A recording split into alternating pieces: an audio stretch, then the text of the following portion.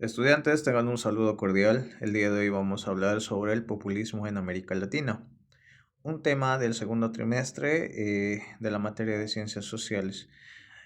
Para poder desarrollar el tema, como referencia bibliográfica vamos a tomar en cuenta el texto del Ministerio de Educación en su página 471. En el texto inicia con la práctica, con algunos conceptos los cuales vamos a desarrollar en las clases presenciales. Vamos a pasar a la teoría. Para entender populismo en América, en palabras entendibles, podemos decir que son estos gobiernos que han partido de las necesidades y de las problemáticas que tenía la sociedad en ese entonces, ya han llegado al poder y durante su gobierno, durante su gestión de gobierno, han intentado cambiar esa realidad, resolver esas problemáticas y responder a esas necesidades. ¿Ya? Ahora, hay que entender lo siguiente. Con la Gran Depresión del año 1929, durante los años posteriores, los países van a tener grandes problemas, grandes dificultades, ya que, como ustedes saben, ya hemos avanzado en la anterior clase, es que con la Gran Depresión va a haber una crisis mundial y añadido a eso también tenemos lo que había pasado más antes, que fue la Primera Guerra Mundial, que también ha sido un conflicto bélico que ha generado grandes pérdidas humanas, pero también grandes gastos económicos, ¿no? Entonces todos los países se van a ver afectados por esta gran depresión. Y esto va a calar más hondo en países como Latinoamérica. Va a generar una gran crisis económica, una gran crisis social y política en estos países. Es como si lo comparáramos en la actualidad, eh, cuando dentro de una sociedad existe una pobreza grande, no hay que comer, no hay los recursos necesarios para abastecer a la familia, también no hay trabajo. A consecuencia de esta crisis se generaban despidos masivos. Entonces, la realidad era esa. Era una sociedad en América Latina la cual estaba teniendo grandes dificultades, más que todo económicas.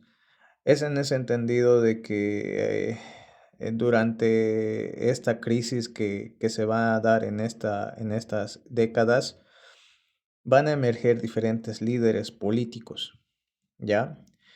Van a emerger de la misma sociedad y van a querer cambiar esa sociedad o esa realidad. Y la mejor manera de poder hacer esos cambios es llegar al gobierno, sea cual sea la forma, sea de manera democrática, entrar a través de un golpe de Estado, pero al final llegar al poder. Entonces, en el texto nos hace referencia. El día de hoy vamos a hablar, por ejemplo, de Getulio Vargas, Lázaro Cárdenas, y también vamos a hablar de un acontecimiento importante de las revoluciones de Nicaragua y El Salvador. Esta es la primera parte, ya en la segunda parte vamos a continuar con Argentina, con Bolivia y con el Perú. ¿Ya? Muy bien, vamos a empezar. En la parte número 1 dice movimientos revolucionarios en Nicaragua y El Salvador. A ver, dentro de los países de Latinoamérica, se estaban generando estos líderes, estaban emergiendo, ¿no? Pero antes de que pase esto, antes de que se formen estos gobiernos populistas, va a pasar otro acontecimiento muy importante. Estados Unidos, victorioso de la Primera Guerra Mundial, con su capitalismo, va a empezar a tener un mayor poder dentro del continente. Y también recordemos que se da la Revolución Rusa, ¿no? El surgimiento de la Unión Soviética y no solamente el nacimiento de este nuevo país, de este nuevo estado, sino también una ideología importante que va a llegar también a América y va a tener una gran aceptación por parte de la sociedad latinoamericana. Estamos hablando del comunismo, del socialismo. También en Europa se han generado otro tipo de ideologías como el nacionalismo, por ejemplo, que van a llegar estas ideas a América y tomando en cuenta todas las necesidades y problemáticas que tenía la sociedad latinoamericana, van a tener más aceptación. Porque recordemos que el nacionalismo es pensar en tu país, en tu patria. Y el comunismo toma en cuenta, por ejemplo, la equidad, eh, la igualdad dentro de la sociedad, habla de diferentes derechos sociales, del control del Estado y demás. Entonces, todos estos aspectos van a influenciar a estos líderes que van a emerger. Estados Unidos va a ver esto como una problemática grande, la influencia del comunismo dentro de América, principalmente en América Latina. Entonces, los estadounidenses van a generar diferentes planes y programas de gobierno para frenar el comunismo. Entonces, lo que quieren hacer los estadounidenses es tratar de manera directa o indirecta controlar América, controlar el continente americano. Y dentro de la historia tenemos una intervención directa que ha tenido Estados Unidos en Nicaragua y en El Salvador, con el pretexto de que habían guerrillas comunistas, paramilitares comunistas dentro de estos países. Los estadounidenses mandan a su ejército para controlar y hacer una intervención directa en estos países. La población no estaba muy de acuerdo, ya que, a nadie le gustaría, digamos, que otra persona o que otra familia venga a tu casa, la ocupe y quiera ordenar y mandar, ¿no? A nadie le gustaría eso. Esto pasó en estos países, esto sucedió en estos países, ya que Estados Unidos de manera directa hizo una intervención en Nicaragua y en El Salvador. Y esto ocasionó una, una oposición, porque recordemos que, como les había dicho anteriormente, los pensamientos del nacionalismo, del comunismo, estaban teniendo más aceptación dentro de la población, más que todo de la población que de escasos recursos, la que no tenía muchos privilegios. Entonces aquí van a surgir la figura de Augusto César Sandino en Nicaragua y Agustín Farabundo Martí. Van a luchar contra una ideología eh, que se va a generar en Estados Unidos, ya que Estados Unidos quería el control de toda América. Era como si se estuviera desarrollando un tipo de imperio, ¿no? Como habíamos visto en los imperios coloniales, algo similar. Si bien, digamos, no tenían el control territorial, pero sí querían tener un control ideológico y de los gobiernos para poderlos usar según sus necesidades o sus intereses, ¿no? Entonces, mm, estos dos ejemplos van luchando contra esa ideología denominada el imperialismo. Han debido escuchar inclusive cuando el presidente era Evo Morales hablaba mucho de eso del imperialismo. Entonces, es eso, luchar contra los estadounidenses que desean, digamos, imponer un imperio en América, un imperio ideológico, un imperio de control de los gobiernos. Entonces, han luchado por muchos años y al final han logrado una victoria y han logrado que los estadounidenses salgan de su territorio. Han luchado por la soberanía de sus países. La soberanía es un elemento principal dentro de los elementos de un Estado, así que sin soberanía no existe un país. Sin soberanía no existe Estado. Tomar en cuenta eso. Y este dato es importante porque Estados Unidos con esta experiencia va a generar otros planes más de índole económico, los cuales van a llegar a toda América Latina.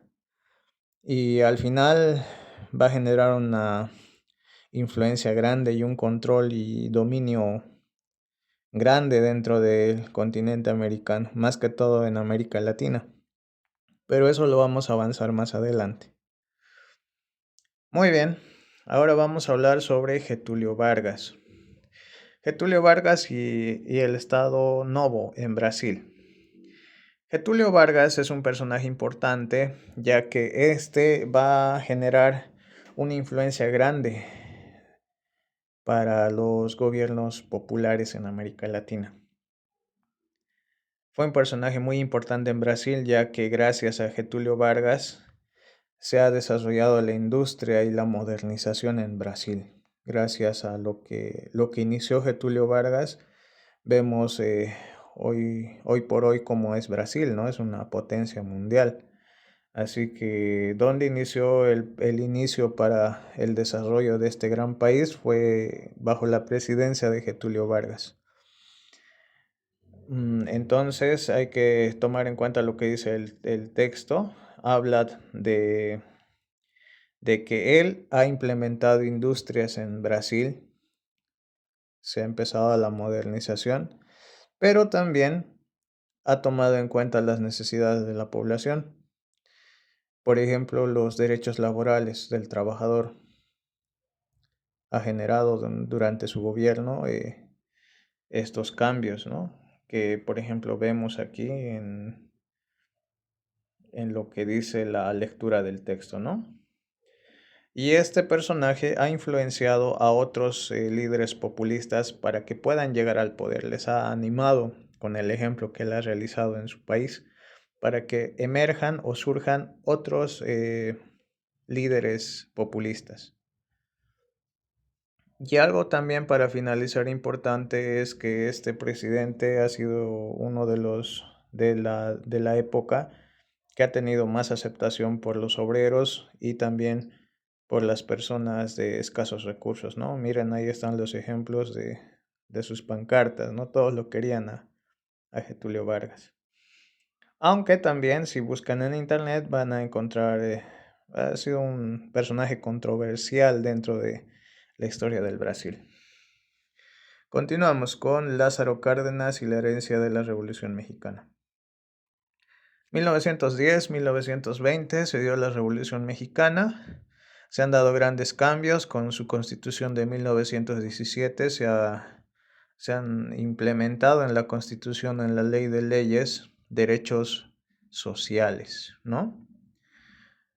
Pero a consecuencia de en 1920, cuando se estaba gestando, se estaba desarrollando los cambios de la revolución, los siguientes gobernantes han frenado algunas cosas, por ejemplo, la reforma agraria se ha paralizado, inclusive hay muchos que dicen que se estaba volviendo al antiguo estado, ¿no?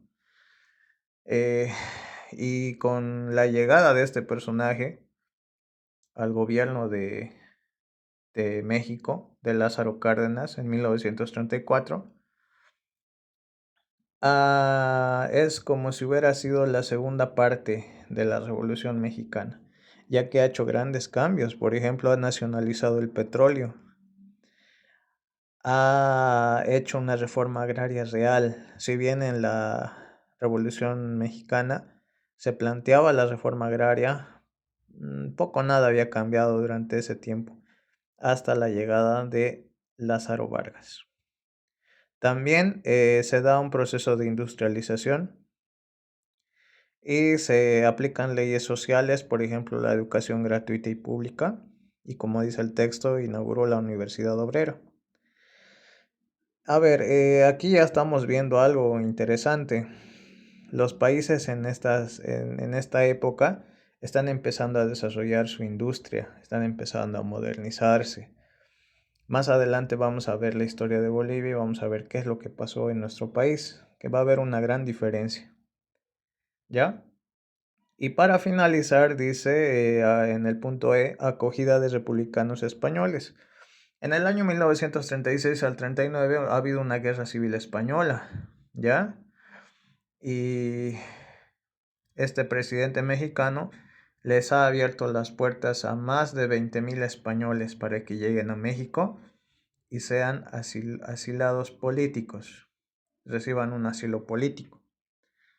Ya, entonces uno dentro de todos esos que estaban recibiendo asilo político, aquí hay una personaje importante y conocida dentro del ámbito artístico, la actriz Angelines Fernández, que ha participado en la Guerra Civil Española. Ha llegado a México y se ha vuelto actriz y es más conocida como su papel de la bruja del 71 en el programa del Chavo del Ocho. Un dato curioso, ¿no? Muy bien, jóvenes. La siguiente clase vamos a continuar con lo que pasó en Argentina, Bolivia y el Perú. Espero se haya entendido y bueno, gracias por su atención.